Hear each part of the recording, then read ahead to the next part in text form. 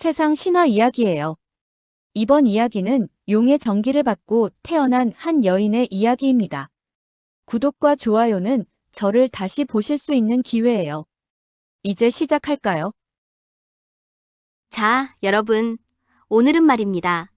주나라의 운명을 뒤흔들었던 한숨 쉬는 미녀, 포사, 이 여인의 이야기를 시작해보려 합니다. 나라를 망하게 한 경국지색이라면 보통은 미모에 초점을 맞추는데 이 포사라는 여인은요, 태어날 때부터 그 사연이 기가 막힙니다. 평범한 사람이 아니었어요.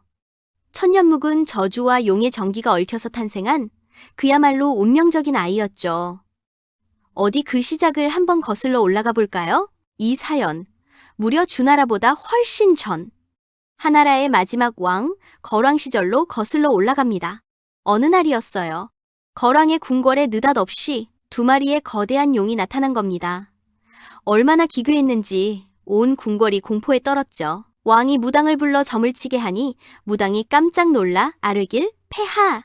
이 용들은 신선이 속세에 내려온 것이니 절대로 건드리지 마시고 다만 저것들이 흘린 침을 잘 보관해 두셔야 훗날 큰 복이 될 것입니다. 하는 거예요. 거왕이 그 말을 듣고 용들이 흘리고 간 끈적한 침을 아주 귀한 나무 상자에 넣어 궁궐 보물창고 깊숙한 곳에 봉인해 둡니다. 이것이 바로 용의 침, 그러니까 용의 정기였던 거죠. 자, 이 상자는 무려 400년이 넘도록 대대로 전해집니다. 하나라가 망하고 은나라가 들어서고 다시 주나라가 세워질 때까지 아무도 감히 그 상자를 열어보지 못했어요. 그 신성하고도 무시무시한 정기에 눌려서 말이죠. 그런데 어느 왕이 꼭 사고를 치지 않습니까? 주나라가 어느덧 선왕의 시대에 이르렀을 때였습니다. 이 선왕이라는 분이 호기심이 발동했는지 아니면 무언가에 홀렸는지 마침내 그 400년 묵은 용의 침 상자를 열어보라고 명합니다. 신하들은 펄쩍 뛰며 말렸죠. 폐하, 그것은 불길한 것입니다. 400년 동안 잠들어 있던 재앙을 깨우지 마십시오. 하지만 선왕의 고집을 꺾을 수 있나요? 결국 상자는 열렸고 그 안에서 나온 것은 끈적하고 시커먼 액체. 이 액체가 바닥을 타고 주르륵 흐르기 시작하는데 그 악취와 고약함이 이루 말할 수 없었다고 합니다. 왕과 신하들이 혼비백산하여 이것을 어떻게 처리해야 하느냐 고소리치자 한 신하가 이렇게 아뢰었어요. 더러운 것은 더러운 것으로 막아야 합니다. 월경 중인 궁녀들을 모아 발가벗기고 이 용의 침 앞에서 소리를 지르게 하십시오. 아이고, 기가 막힙니다. 수백 명의 궁녀들이 동원되어 이 끔찍한 의식을 치렀다고 해요. 그러자 놀라운 일이 벌어집니다. 궁녀들의 소리와 여자의 기운에 놀랐는지 그 시커먼 용의 침이 순식간에 작고 검은 도마뱀으로 변해서 궁궐 바닥을 기어다니더니 쏜살같이 도망쳐버린 겁니다. 궁녀들이 소리를 지르며 도마뱀을 뒤쫓았지만 도마뱀은 한 어린 궁녀의 품으로 뛰어들어 사라져버렸다고 합니다. 자, 이 궁녀, 그 이후부터 수십 년 동안 몸속에 용의 정기를 품고 살았던 겁니다. 그녀의 뱃속에서 아이가 자라기 시작한 거죠. 그리고 마침내 40년 만에 그녀는 한 여자아이를 낳게 됩니다. 궁궐 사람들은 모두 이 아이가 불길한 용의 정기를 받은 재앙의 씨앗이라고 수군거렸죠. 겁이 난 어린 궁녀는 결국 그 아이를 요람에 담아 강물에 띄워버립니다. 그런데 이 무렵 주나라 수도 호경에서는 이상한 노래가 아이들 사이에서 돌고 있었어요. 산뽕나무 활과 쑥대 화살통이 주나라를 망하게 하리. 왕은 이 노래를 듣고 점쟁이의 예언을 떠올립니다. 그래! 그 아이들을 당장 잡고 뽕나무 활과 쑥대 화살통을 만드는 자는 엄벌에 처하라. 법으로 엄금했죠. 하필 그때에 이 법을 몰랐던 시골 노부부가 그 문제에 산뽕나무 활과 쑥대 화살통을 만들어 팔러 상경하다가 관원들에게 붙잡히고 말아요. 가까스로 도망치던 남편이 강가에 이르렀는데 아니, 이게 웬일입니까? 새들이 부리와 부리로 잡아당기며 강물에 떠내려가는 요람 하나를 무트로 끌어내려고 애쓰는 광경을 본 거죠. 그 요람 속에는 방금 전 궁녀가 버린 여자아기가 있었습니다. 노인은 관원의 눈을 피해 도망치면서도 이 아이를 참아버릴 수가 없었습니다. 그렇게 거두어진 아이는 나중에 이 노인이 살았던 포나라 사람에게 팔려가 포 땅에서 자란 사시성을 가진 아이, 즉 포사라는 이름을 얻게 됩니다. 경국지색 포사. 그녀는 이렇게 400년 묵은 용의 정기와 왕의 어리석은 실수, 그리고 엇갈린 예언 속에서 태어난 비운의 주인공이었습니다. 포사가 자란 곳은 포라는 작은 나라였습니다. 이 포나라는 그만 주나라에 큰 죄를 짓게 됩니다. 기록에 따라 죄목이 조금씩 다르지만 핵심은 이것입니다. 주나라 왕실의 심기를 건드린 거예요. 강대국인 주나라에게 찍히면 어떻게 됩니까? 당장 나라 문을 닫아야 할 판이죠? 포나라의 군주와 대신들은 밤잠을 설치며 고민했습니다. 어떻게 해야 이 무서운 주유왕의 노여움을 풀 수 있을까? 어떻게 해야 이 나라를 구할 수 있을까? 금은보화? 이미 수도 없이 바쳤습니다. 땅도 떼어줄 만큼 떼어줬죠. 바로 그때 누군가 절박한 제안을 던집니다. 주왕께서 요즘 미녀에 완전히 빠져 계시지 않습니까? 우리 포나라에 천하의 둘도 없을 만큼 아름다운 처녀가 있지 않습니까? 그렇습니다.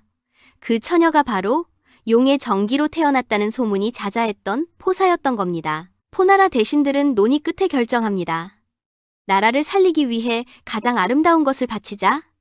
포사는 그렇게 강요된 운명 앞에 서게 됩니다. 아무리 절세미인이라 한들 자신을 나라의 죄값으로 바치는 물건으로 취급하는 이 상황이 얼마나 기막혔겠습니까? 포나라의 신하들은 포사를 곱게 단장시키고 주나라의 수도 호경으로 데려갑니다. 포사의 미모는 소문보다도 더 압도적이었다고 합니다. 마치 차가운 달빛 같았고 눈 덮인 매화 같았다고 하죠. 아름답지만 어딘가 모르게 슬픔과 냉정함이 감도는 미색이었습니다. 주 유왕은 포사를 영접하는 자리에서 그만 이성을 잃고 맙니다. 아, 이런 여인이 세상에 존재할 수 있단 말인가. 눈을 떼지 못했죠. 포사의 슬픔이 깃든 고독한 표정, 쉽게 웃지 않는 그 오묘한 분위기에 유왕은 완전히 매료됩니다. 유왕은 포사를 보자마자 자신의 모든 욕망이 이 여인 하나에 집중되는 것을 느꼈을 겁니다. 유왕은 즉시 포나라의 모든 죄를 사해줍니다. 아니, 죄를 사해주는 것을 넘어 포나라 사신들에게 엄청난 상까지 내리며 기뻐했죠. 자, 포사가 궁으로 들어온 순간 주나라 왕실은 파국으로 치닫기 시작합니다. 유왕에게는 이미 신우의 딸인 왕후 신씨가 있었고 이들에게는 정통 왕위 계승자인 태자의구가 있었습니다. 하지만 유왕은 포사를 얻자마자 다른 여인은 눈에 들어오지도 않았습니다. 날마다 포사와 놀이에 빠졌고 포사에게서 아들 백복이 태어나자 유왕의 광기는 극에 달합니다. 그래! 내 아름다운 포사의 아들이 진짜 후계자다. 유왕은 신하들의 만류에도 불구하고 끝내 왕후 신씨를 폐위시키고 태자의구를 내쫓아버립니다. 그리고 포사를 정식 왕후로 그녀의 아들 백복을 태자로 세워버리죠. 이 결정이야말로 주나라 800년 역사를 마감하는 봉화를 올리는 것과 같았습니다. 결국 포사는 한나라의 죄를 씻는 선물로 궁에 들어왔지만 동시에 주나라 왕실의 재앙을 씹는 불씨가 되고 말았습니다. 생각해 보십시오. 포사는 400년 묵은 용의 침에서 태어난 불길한 아이라는 소문을 들으며 자랐고 자기 나라의 죄를 갚는 선물로 궁궐에 들어왔습니다. 궁궐에 들어와서는 온갖 암투와 질시 속에 살았죠. 그녀의 마음속에 진정한 즐거움이라는 것이 깃들 수 있었겠습니까? 하지만 유왕에게는 이 포사의 냉담함이 오히려 정복욕을 자극했습니다. 좋다. 네가 웃지 않는다면 나는 천금을 바쳐서라도 너의 그 꽃 같은 웃음을 기필코 보고야 말겠다. 이때부터 유왕은 포사를 웃게 만들기 위해 온갖 희한하고 나라의 기강을 무너뜨릴 만한 기행을 시작합니다. 유왕은 방을 붙입니다.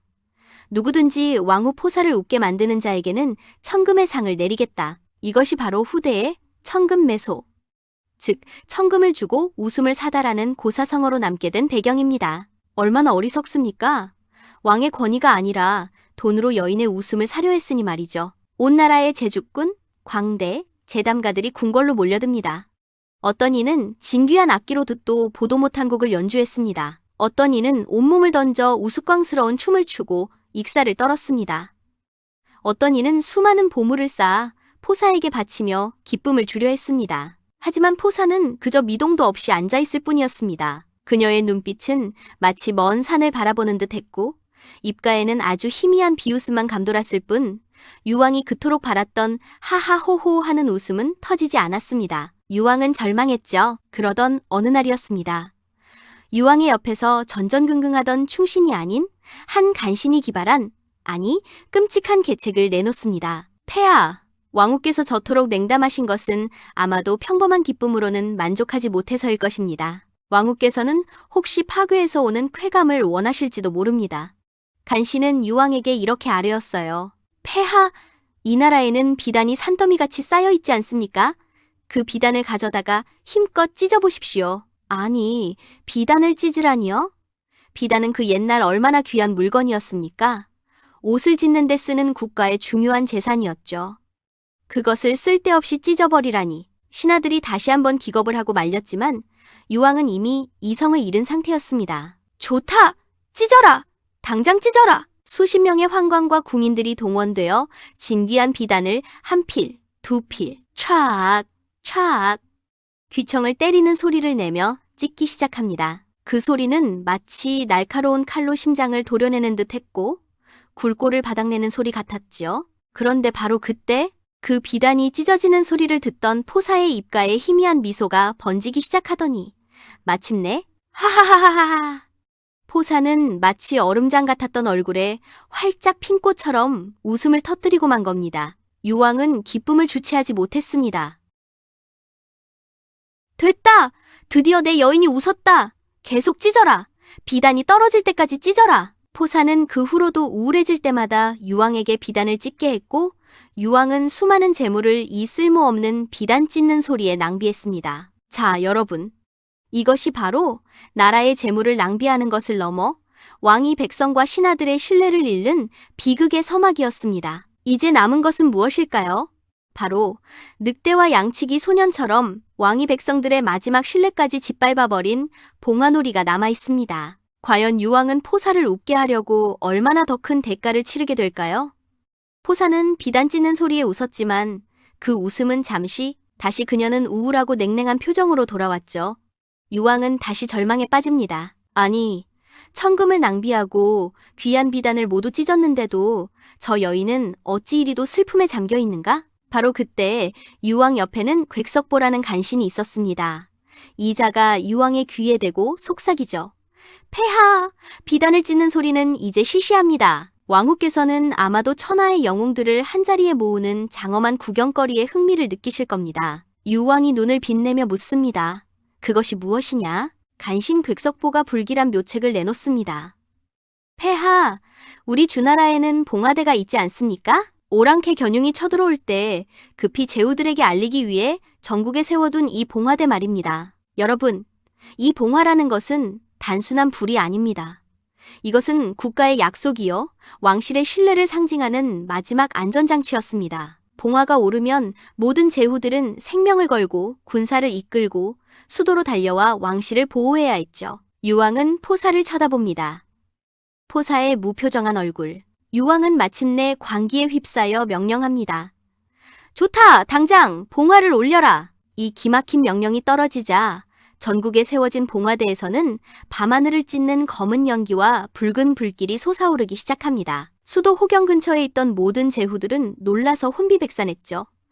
아니, 견융 오랑캐가 쳐들어왔나 보다. 당장 군사를 이끌고 왕을 구하러 가자. 제후들은 나라의 운명이 걸린 일이라 생각하고 잠도 자지 않고 말에 채찍질을 해가며 헐레벌떡 군대를 몰아 주나라의 수도 호경으로 달려왔습니다. 사방에서 먼지를 뒤집어 쓴 군사들이 몰려들었죠.